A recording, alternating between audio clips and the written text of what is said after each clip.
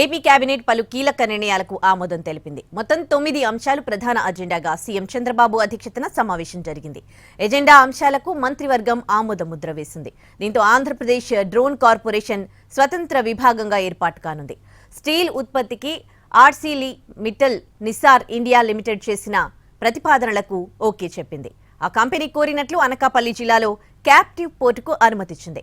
విద్యుత్ శాఖలో 710 కోట్ల రుణం కోసం హడ్కోకి ప్రభుత్వ గ్యారంటీ ఇస్తూ కేబినెట్ ఆమోదముద్ర వేసింది.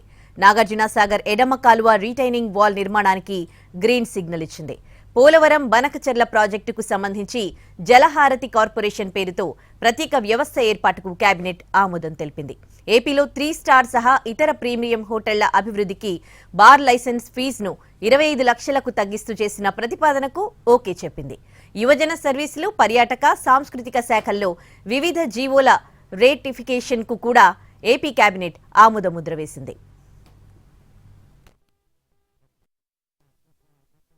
పెట్టుబడితో పెద్ద పరిశ్రమ వస్తుంది కాబట్టి దానికి కావాల్సిన ఈ క్యాప్టివ్ పవర్ ప్లాంట్ కోసం ఆ కండిషన్ని అమెండ్మెంట్ చేయడం జరిగిందని చెప్పేసి మనం చేస్తా ఉన్నాం.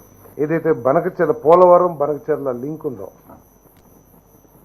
ఆ ప్రాజెక్టు నిర్మాణం కానివ్వండి, సర్వే కానివ్వండి, ఇవన్నీ చేయటానికి ఒక కంపెనీని ఏర్పాటు చేయాలని చెప్పేసి జలహారతి కార్పొరేషన్ పేరుతో స్పెషల్ పర్పస్ వెహికల్ ఏర్పాటు చేసేందుకు ఒక ప్రతిపాదన కేబినెట్ దగ్గరకు వచ్చింది. దాన్ని